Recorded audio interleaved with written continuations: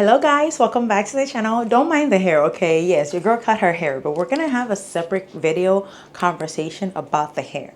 In today's video though, I do want to talk about 2025 and a little bit of 2024 because I feel like some of the major things that I experienced in 2025 was more so like an overflow from 2024, okay? So we're reflecting on 2025 featuring 2024. How is everybody doing, by the way? I know there's a lot going on, especially after elections and all.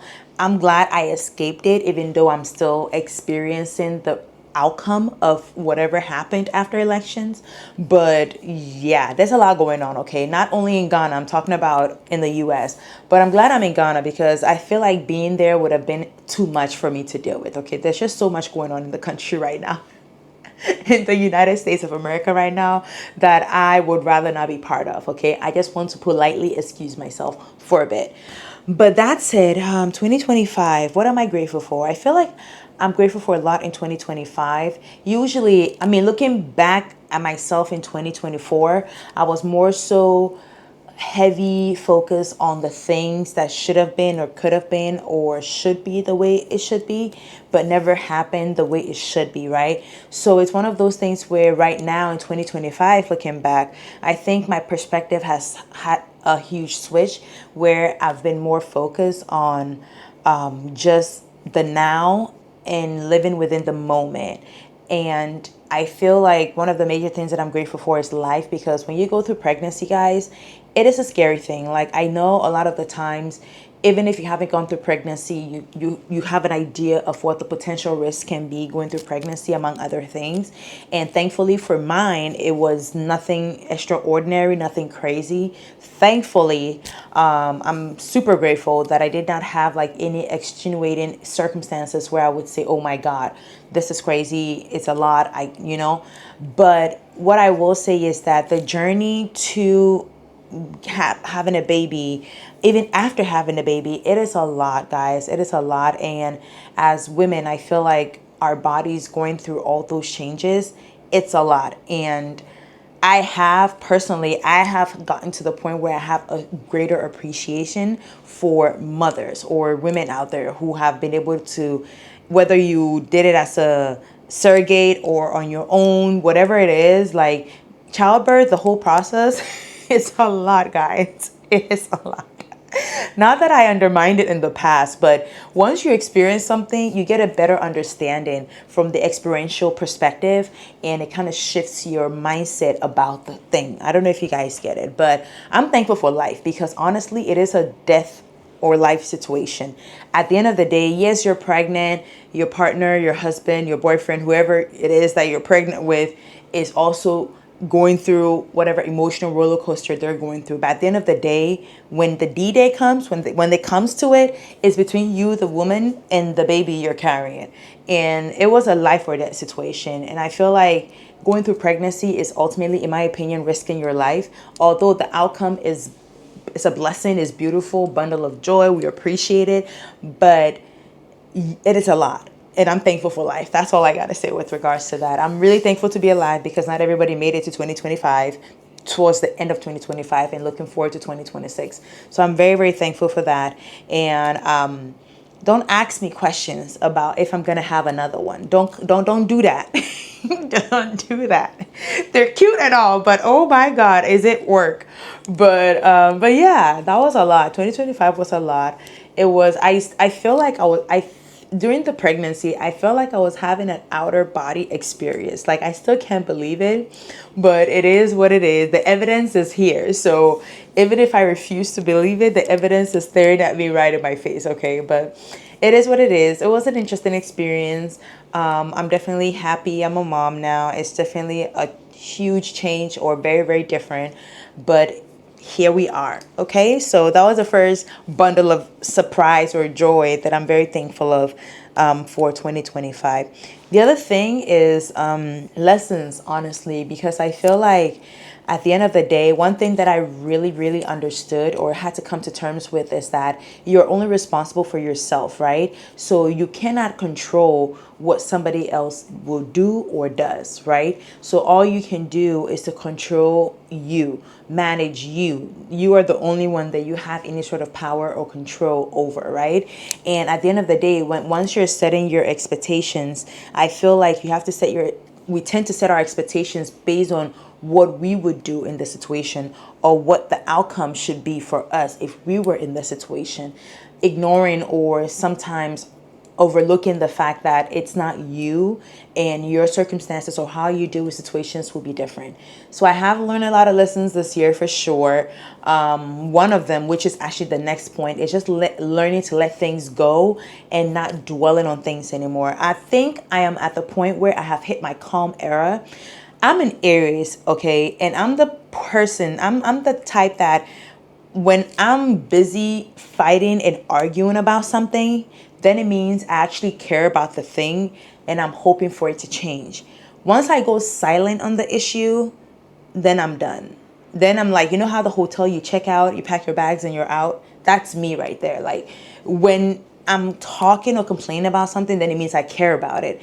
Once I stop complaining, once I go silent about something, I don't care anymore. Like I'm done. Like there not that I don't care. I become more indifferent about it because at this point I feel like people assume that the opposite of love is hate, but I feel like the opposite of love is indifferent, right? Indifference. Like once I get to become indifferent about a situation, I wouldn't say I don't care anymore, but I have no desire to exert more energy and time on the issue. I think that's the best way to put it.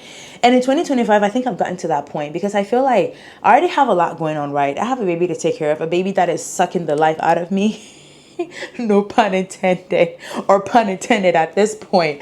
But I have those responsibilities. I have things I have goals. I have plans for myself, right? So at the end of the day, I'm no longer going to focus on things that are not serving me or things that are out of my control. So once I go silent and I don't talk about something or bring it up again, it means I'm done. Like peace out, y'all. Like see you on the other side. Okay, I'm done. That's just me.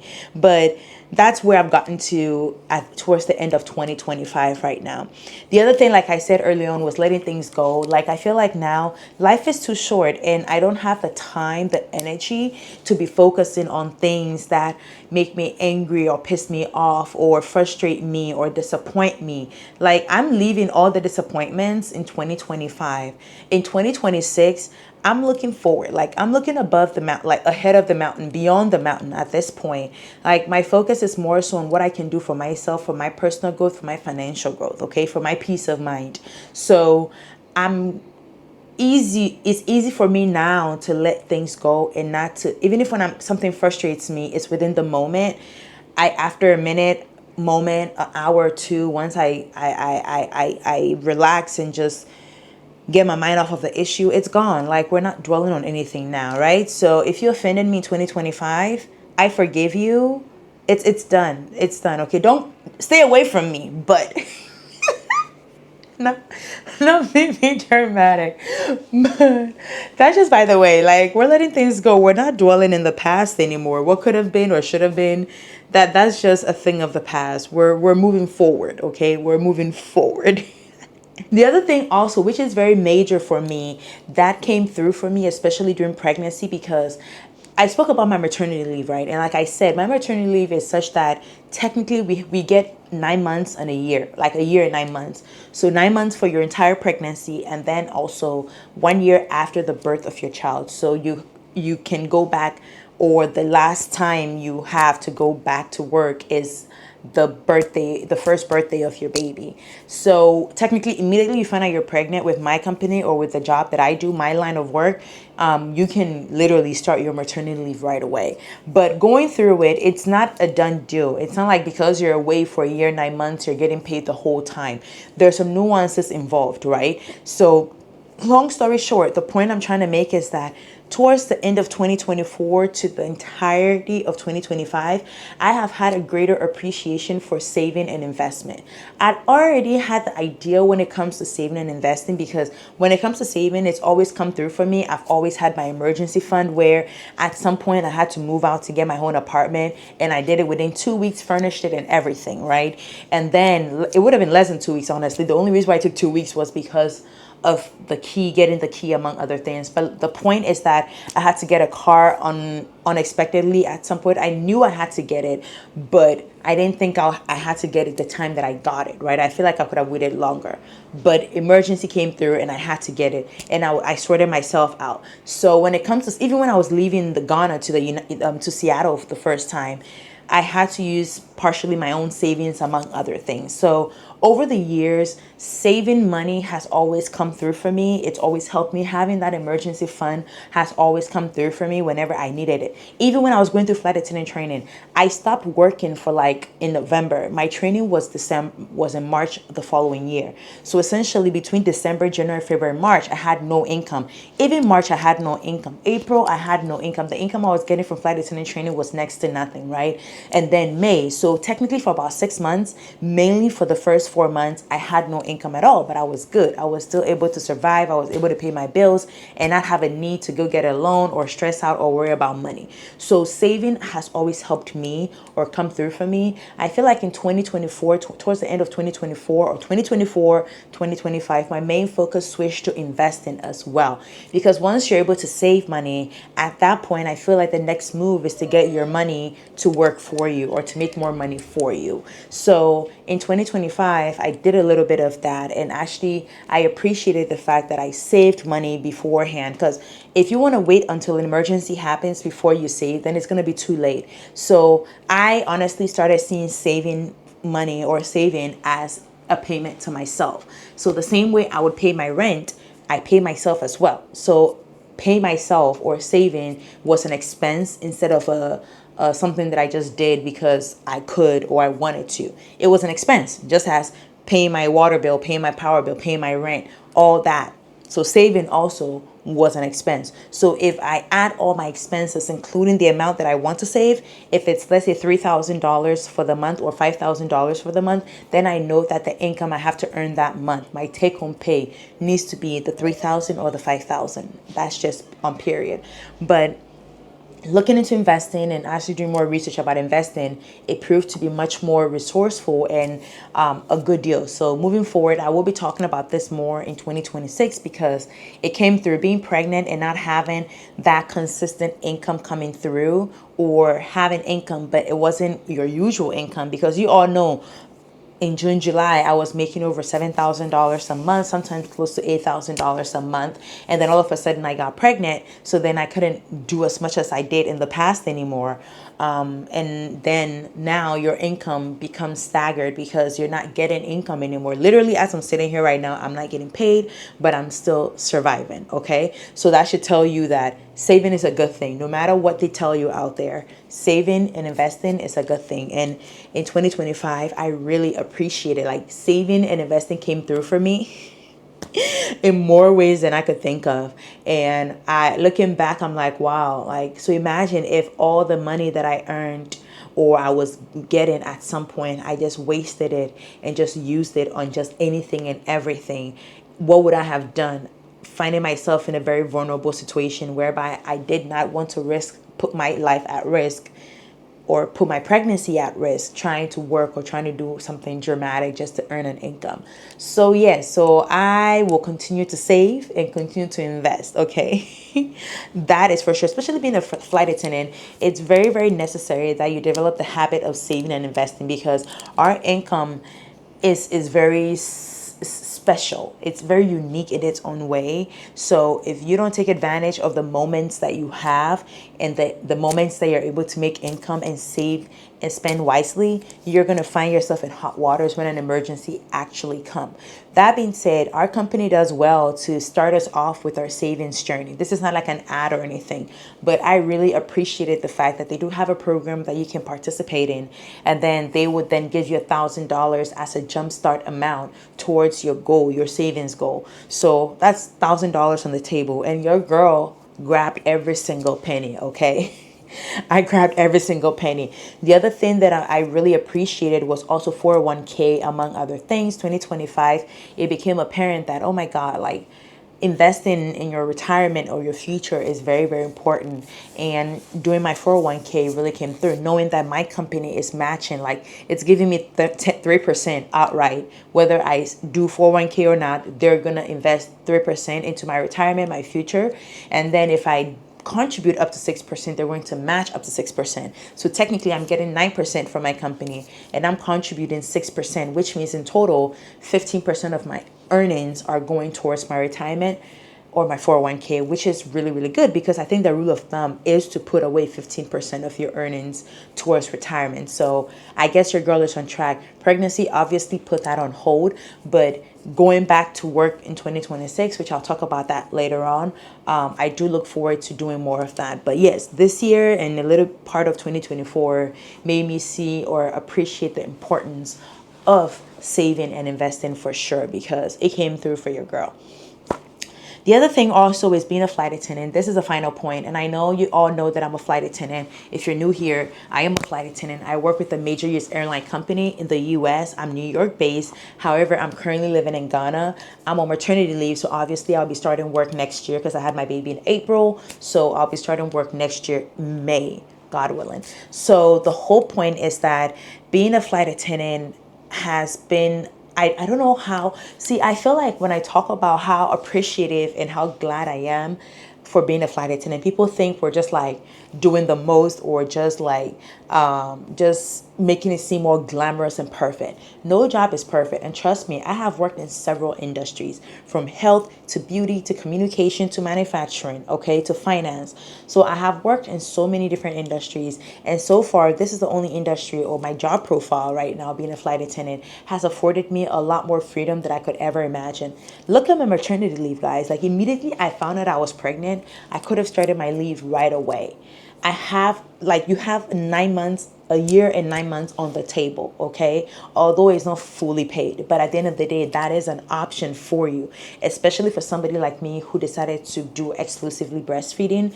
It helps because I'm not forced. I don't have to go to work unless financial wise you're forced to. That's a different conversation for another day.